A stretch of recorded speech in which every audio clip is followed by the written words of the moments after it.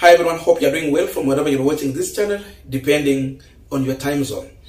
Now, yesterday, Azimio la Umoja had their People's Baraza in Migori County, which was super amazing. It attracted super massive crowd.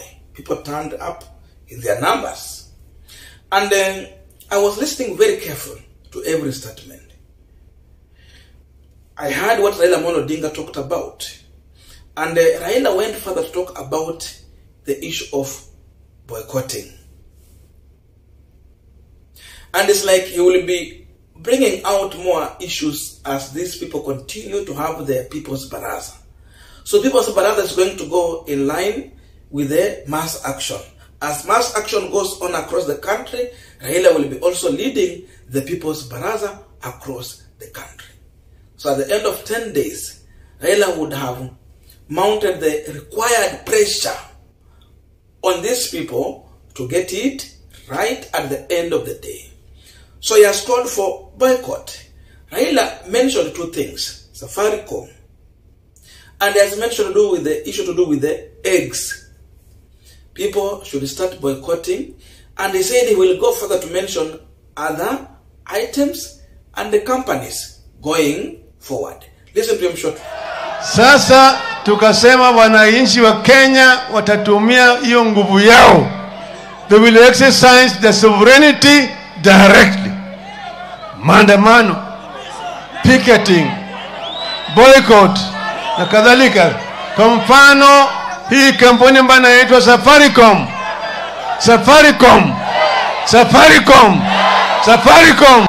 Now, the big question we are asking on this punchline, why is Raila Odinga calling for boycott and resist? Tulifikaje hapa? That is what we want to try and analyze, but before we go deep into that, just a quick request for those who are watching and you have not yet subscribed, please consider subscribing. To our returning subscribers, I must say thank you so much, and again to all our viewers, please give this video a thumbs up. Thank you so much. And again, before I forget, I just want to thank one of our subscribers here, Byron. Thank you so much for supporting our work. We received your support. May good God keep on blessing you to continue supporting our work. And everyone who has been here to support us in whichever way, we really thank you. We value you. And please keep on staying with us. Thank you so much, and back to this discussion. Now, the truth of the matter is that William Ruto's side started a fight which I can refer to as economic war. Hao wenyewe ndio walianzisha hii mambo. So in as much we are pushing for several things, we are in this situation because Ruto is incompetent. His deputy is just the worst person we have ever had as a deputy president in this country.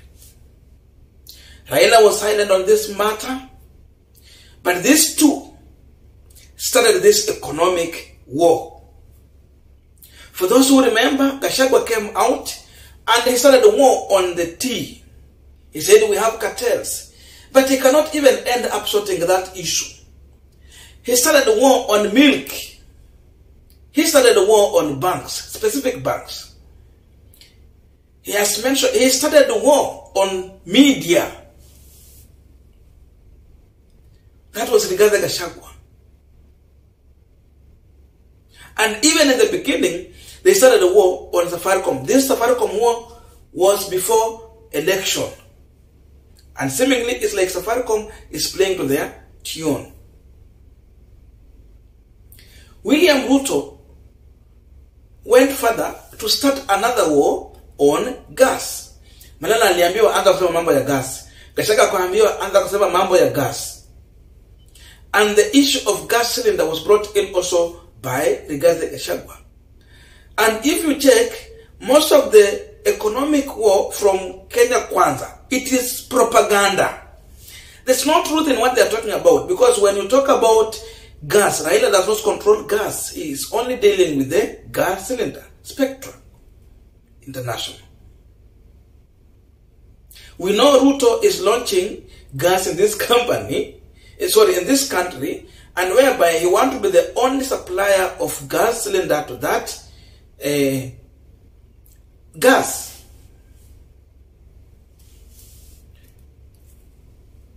This war has started by leaders. We know they have their own interest. Gachagua is spreading lies. We know Uhuru Kenyatta is in that sector of milk, ukisema Brooks and hizo zingine, and banks. But it has been all fake. So Raila has come here to bring this war at their doorstep. He will mention more companies. When Ruto talk about the issue of gas, Raila has brought in egg. This issue of egg is true. William Ruto is in chicken business. So they're telling him, because we are the biggest farmer in this country in chicken farming, sorry, why are you not bringing down the price of egg to make it affordable by everyone? So Raila is saying truth, mambo ya mayai. But when you talk about the issue of gas, Raila hayuko hapo. So watu waanza kuboycott mayai ya Ruto. He will mention several things. And this war will end up finishing William Ruto regime. Why? The question is, what is Raila going to lose? And in the big picture, what is Ruto going to lose? If Raila will call for boycott, how will William Ruto collect taxes when some of these companies are not selling? Kampuni wakati zinaanguka, ni nani anapoteza zaidi? It is William Ruto who will have seen as a failure. Remember in 2017, when Raila said resist several commodities, these companies were going down. Ruto is an entrepreneur. He has several companies. When Raila starts that war, he's going to be one of the biggest loser. So it goes back to him. Safaricom, unajua Azimio walikuwa na mkutano yao ile ya kutangaza after the 14 days ultimatum. We had problem with the network. What was happening? Hao watu walikuwa wanajaribu kuzima ile matangazo ya Azimio na mambo mengine. Why? Because they are being used by the state. That's why Raila is mentioning them. And there is, so in many ways they are trying to stand with the state to sabotage them. Some of the media are printing some of the information outside there, which is intended to sabotage the move that Raila Odinga is pushing for. Wanataka kusema Raila ni muasi. You see that kind of headline they're trying to bring out. Muasi kwa njia gani? When Raila is pushing for things that are equally being seen of great interest. Wakati watu wanalala njaa kwa hii nchi, we say people are hungry. Hiyo ni uasi. So Raila is calling for mass action. Wakati kuna watu hawana usalama kwa hii nchi, hiyo ni uasi. So Raila is calling for mass action.